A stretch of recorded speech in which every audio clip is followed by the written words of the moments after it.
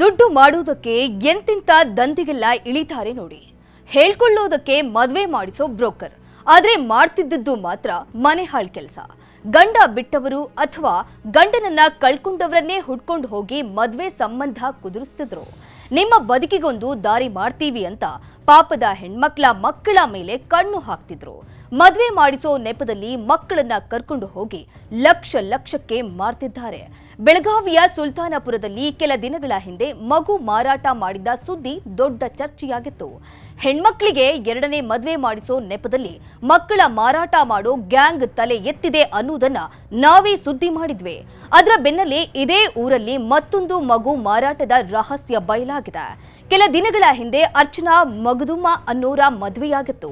ಈಕೆಗೆ 5 ವರ್ಷದ ಮಗ ಇದ್ದಿದ್ರಿಂದ ಈತನ ಮೇಲೆ ದಲ್ಲಾಳಿಗಳು ಕಣ್ಣಾಕಿದ್ದಾರೆ. ನಾವು ನಿಮ್ಮ ಮಗನ ಆರೈಕೆ ಮಾಡ್ತೀವಿ ಅಂತ ಇಟ್ಕೊಂಡು ಮಹಾರಾಷ್ಟ್ರ ಮೂಲದವರಿಗೆ 5 ಲಕ್ಷಕ್ಕೆ ಮಾರಾಟ ಮಾಡಿದ್ದಾರೆ. ಯಾವಾಗ ಮಗು ನಾಪತ್ತೆಯಾಯಿತು, ಹೆತ್ತ ಕರುಳು ಪೊಲೀಸ್ ಠಾಣೆ ಮೆಟ್ಟಿಲೇರಿತು. ತನಿಖೆಗಿಳಿದ ಪೊಲೀಸರು 2 ಮಹಿಳೆಯರ ಮೇಲೆ 3 ಆರೋಪಿಗಳನ್ನ ಲಾಕ್ ಮಾಡಿದ್ದಾರೆ. ಈ ವೇಳೆ ನಕಲಿ ಬಾಂಡ್ ಪೇಪರ್ ಮೇಲೆ ಮಗು ಮಾರಾಟದ ಬಗ್ಗೆ ಬರ್ಕೊಂಡಿದ್ದು ಸಹ ಬಯಲಾಗಿದೆ. ಎರಡನೇ ಮದುವೆ ಮಾಡಿಸೋ ನೆಪದಲ್ಲಿ ಮಕ್ಕಳ ಮಾರಾಟ ಜಾಲ ಹೆಡೆ ಎತ್ತಿದ್ದು ಅಮಾಯಕ ಹೆಣ್ಮಕ್ಕಳ ಬದುಕಲ್ಲಿ ಆಟ ಆಡೋ ಇಂಥವರಿಗೆ ತಕ್ಕ ಶಿಕ್ಷೆ ಆಗ್ಬೇಕಿದೆ.